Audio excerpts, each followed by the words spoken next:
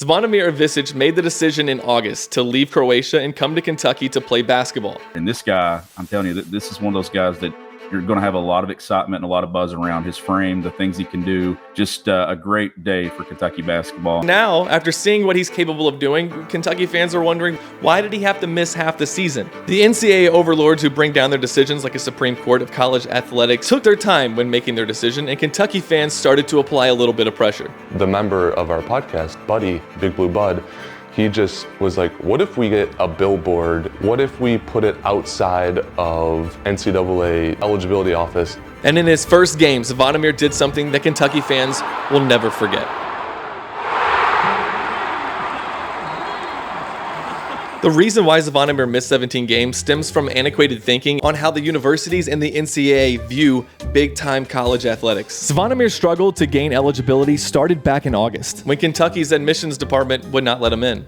Despite a 96% acceptance rate, Kentucky actually does have standards for who it admits into its university. To get in, you must have at least an 18 on your ACT out of 36, and you must be willing to go into $60,000 to $100,000 of debt. Luckily for Zvonimir, he's 7'2", so he would be getting a basketball scholarship to come to Kentucky. He has to pass an English equivalency exam. Basically, every international student has to take and pass before they are allowed to get in, basically acknowledging that English is their second language, and that was apparently an issue getting that test passed in a timely manner. Admissions kind of having some pushback on what the results look like, and wanting him to retake some. But wouldn't it be useful in this time of NIL that we just sort of take a fresh look at college athletics and its role in higher learning? It kind of needs to be framed in a way that makes sense in 2024. For several kids, basketball actually is their education. One of the things we never ask recruits when we were doing stories with them, hey, what are you majoring in? And you know why we don't? Because that would be stupid and a waste of everyone's time. So to put things in perspective, those who go through the university's engineering program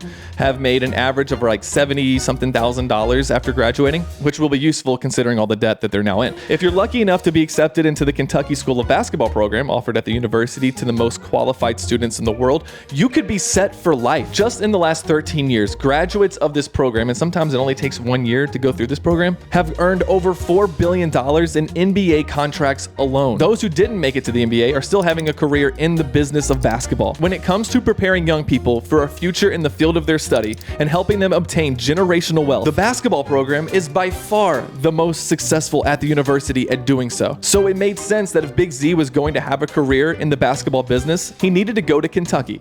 Unfortunately for Zvonimir, there are people at the university that think it's 1924 and that basketball club is just something fun to do after school, and it might look good on a resume. It's also worth pointing out that the basketball team is the biggest marketing assets that the university has. These players are walking billboards for your school. You're from Chicago. Did basketball team play a factor in your decision to go to school there? It was the only reason that I applied. I didn't actually think I was going to go to the University of Kentucky. And when you look at the classes that guys like Zion Williamson took when he was in school, it makes you wonder, why do we have to still pretend that all of this stuff matters? I'm not sure what Big Z's classes are at Kentucky or what he's learning, other than how fundamentally flawed this entire system is, because he's getting a first-rate education on that. And it turns out Zvonimir's actually killing it in the classrooms. He's a 3.2 GPA student athlete. He's thriving in the classroom. All the worries about whether or not he could speak English and all that. When he was accepted and enrolled into the university, that just meant it was the NCAA's turn to mess with this kid's future. There was so much confidence on Kentucky's side that once they got through the admissions process and he could become a full-time student athlete at the University of Kentucky, that everything else would kind of just sort itself out. He just now got ruled eligible after having to miss half the season. He basically served a 17-game suspension because the NCAA operated at a pace that made it very clear it wasn't any of their kids who were being asked to sit out and have their futures tampered with. If it were your son, how would you feel right now? I mean, he just turned 20. He was a 19-year-old, 20, playing amateur basketball over there. They can make it however they want to make it. So you might be thinking, but okay, but there has to be some good reason why he wasn't allowed to play for half the season. I mean, did he provide a weapon that was used in a homicide? While that would be a good guess and a good reason for why somebody shouldn't play, that actually wouldn't have affected his eligibility in the slightest. See, what Ivisic did was much worse in the eyes of the NCAA. He accepted a few $100s in stipend money while playing for a team in Croatia, and you can't have that. what they thought would be just a couple more crossed T's and dotted I's. A stipend was found. He made a stipend. You're saying it was too much of a stipend? Juniors in high school and seniors in high school are making hundreds of thousands. We got to move with the times. I mean, his parents are also, they're all, you do know juniors are making hundreds of thousands in high school. One just signed for $1 million. And they're concerned over a couple $100. The part that I cannot get over is how it's a rule that if you get paid to play in Europe, you can't then play for free in the US. Like, just because they give their athletes compensation and we don't, well, I don't understand how that disqualifies somebody. Like let's say he got paid $10 million while he was in Europe. Why does it matter?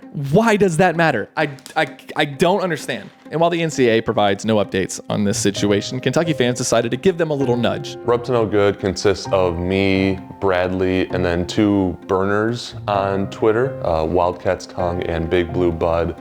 And then Big Blue Bud, he just has the idea, what if we get a billboard and put hashtag Free Big Z on it and put that billboard right outside the NCAA eligibility office, where every time they drive in to do their job, they have to see hashtag Free Big Z. Like, they cannot avoid this situation. He's like on Google Maps, what is the closest billboard to the eligibility office? We're just like, all right, we found the billboard, we got the price, it's gonna be $3,600. And from there, that was the easy part. We just put out the GoFundMe, like $4,000 for a silly billboard.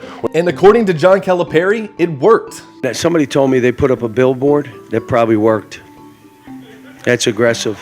Zvonimir got cleared on January 20th, checked in at the under-16 timeout, and put on a show, hitting his first 4 shots and being named MVP. But there is no doubt that he could have used the first half of the season to work on his game and be more polished by this point of the year. He left to come to the NCAA and the University of Kentucky to pursue his dream. That is why people come to college. That's why people come to college athletics. The NCAA is not allowing him to pursue that, and that's what makes me more upset than anything. Even though he's cleared now, it's too late. The university that he chose to play for and the league that he decided to play in both sort of failed him. What was that feeling like earlier today, knowing you got eligibility?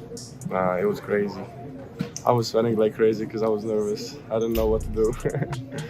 I started crying a little bit, to be honest, because I was too happy and excited. This has much less to do with Kentucky winning games than it does with the NCAA and the schools that's participating in it. Catch up with the times. Because it's about a 20-year-old kid that is 15 hours away from home who made this decision to come to the United States and play for the University of Kentucky, and he is not getting that opportunity because of other adults in the room not moving forward in ways that benefit the kid.